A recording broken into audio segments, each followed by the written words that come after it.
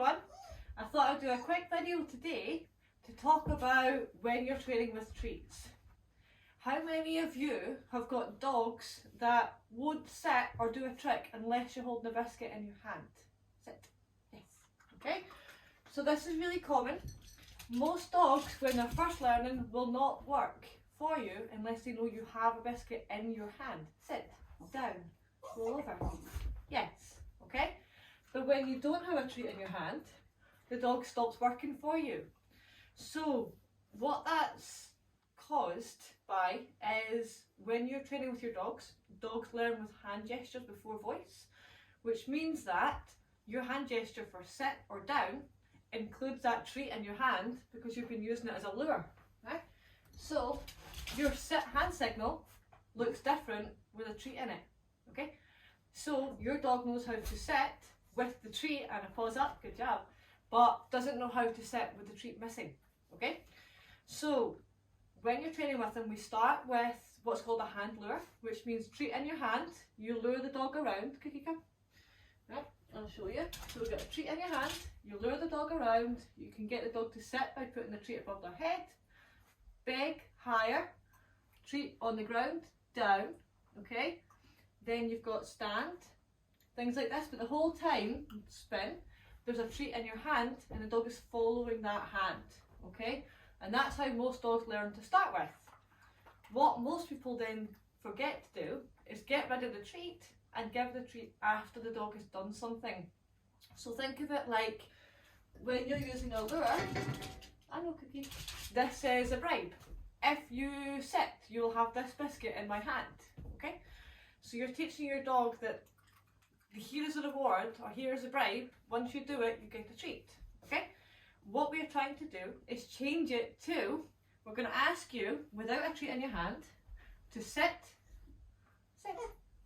yes, then we're going to get the treat, okay?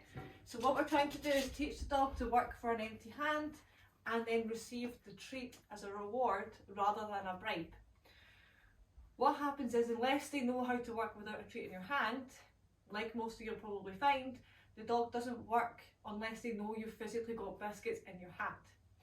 So when training with them, we start with a hand lure and get the dog used to following your hand with the treat in. Then we get the dog used to sitting with the treat in your hand. Then once your dog knows this, you're then going to take the treat away from your hand signal, make the dog sit with your hand signal, then the dog's going to get a biscuit from over here, okay? And what that means is that the dog's now doing the behaviour you're asking, and then we're getting the treat.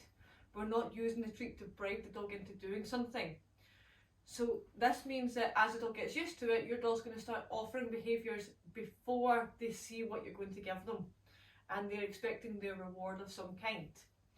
Rewards for dogs can be treats, pats, toys, access to things outside, off lead, playtime, other dogs, people, anything that your dog wanted at that time. Cookie likes to wear her hoodie, so she sees that as a reward sometimes. She comes back from her walk, she's done a good walk, she's tired, a wee bit cold, so she likes getting her little hoodie on. So when we are training with your dogs, we are going to start with a hand lure until the dog knows what we're asking of them. So you start with your hand lure and you're doing your sit and your marker yes when they get it right, okay? Then we're going to change it, once the dog's consistent, to no treat in your hand. Come on Cookie, off, yes, sit, yes. Then you're going to go and get the dog the treat from over here as the reward. So the dog's getting used to working without a treat in your hand.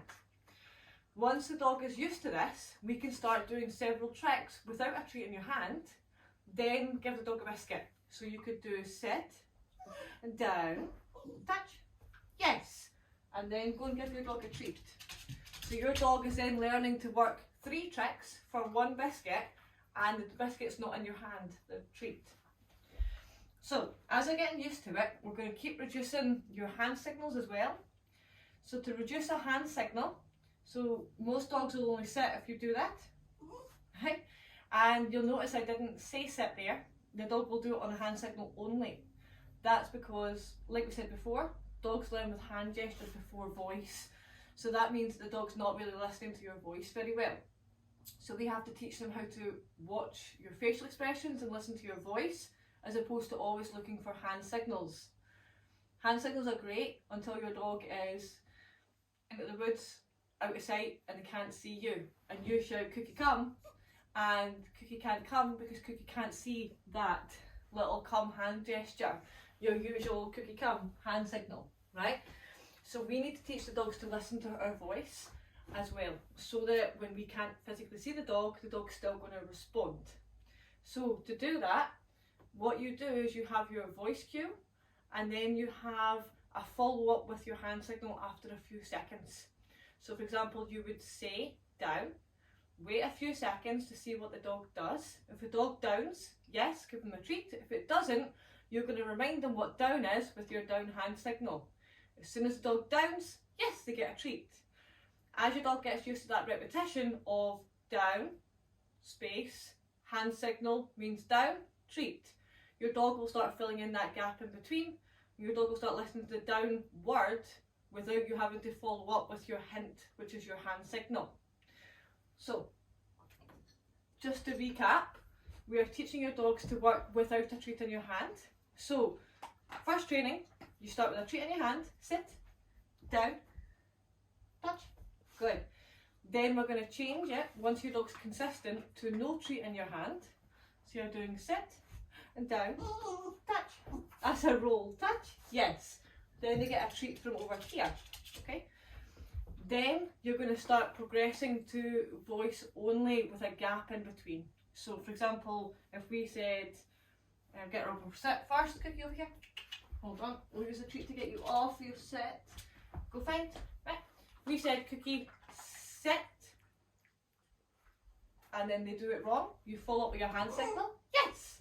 And then they get a treat, okay? So then you would do it again.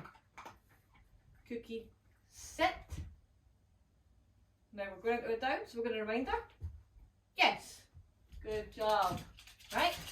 As the dog gets used to this gap, they'll start remembering what you're after, and they'll fill in that gap and they'll start to sit before the hand signal comes out. Cookie doesn't like sitting very much. She's got a very long back, it's uncomfortable, but she does down. When we're working with dogs, it's really important to get them used to working with a treat in your hand initially, so that they can follow that treat and make it nice and easy for them. We then progress to having following an empty hand, and then getting a biscuit afterwards. Then we're going to start reducing your hand signal, so we're going to have no treat in your hand, so they're working for an empty hand, getting the treat after your yes marker as soon as they get a biscuit. Then we're going to change that yet again to having your word for your command or your cue, few seconds gap, and then follow up with that hand gesture. Once the dog does the hand gesture, your yes, you get your treat, give the dog a treat. What we're doing then is teaching your dog to work for an empty hand, which means that we don't always need the dog to see the reward when we are asking them to do something. That's one of the biggest issues that I have come across with my one-to-one training, is that the dogs will only work when they can see what treat they're going to get, and they will only do it if there's a physical treat in the person's hand, which means that when you're asking them to leave things, they will not drop things, leave things, unless they can see what they're getting instead. The joy of that is that the dog then starts thinking about, I don't know if this bit of paper is better than that biscuit that you've got, and it becomes an issue of top trumps, trying to get the dog to drop something, because you've already taught the dog to only drop for bribes. So instead, if we were to use your leave, and as soon as the dog lets go of it, go and get the dog a biscuit, or your dog's reward, your dog will stop weighing up whether the reward is better than what the thing the dog has got in their mouths. So every time we're training with the dogs, we're going to keep working with treat in your hand, treat out of your hand. Then we're going to start building your voice cue and reducing your hand signal, so that your dog is going to work with and without treats. Then we're going to start spacing out your treats. We're going to give them maybe every second or third trick. We are going to start doing little sequences of things, and we're starting to just get the dog used to other types of rewards, such as tug toys, access to things outside, praise, all of that kind of thing. And that means that we eventually will have a dog that will work anywhere, because we're building up the dog's distraction levels, anywhere, with or without a treat. and we can use the treat or the toy as a reward rather than a bribe. Isn't that right, Cookie? You really good girl? Can you do touch? Yes, good job. Can you sit? I know. Can you do a beg? Good. Beg. Yes. Good. So once your dog can work without a hand lure or without your treat in your hand, it's a lot easier to start adding in multiple tricks and exercises with your dog, because you're not needing to give the dog a treat on every single trick. Big, down, low. Yes. Good job. So I hope you have enjoyed that, and I hope that it's given you something to think about when you're doing your own training. Maybe start trying to get your dog to work for treats as a reward rather than a bribe, and that should help a lot with your dog's focus, your dog's ability, and your ability to be able to train your dog without having to have a biscuit in your pocket at all times.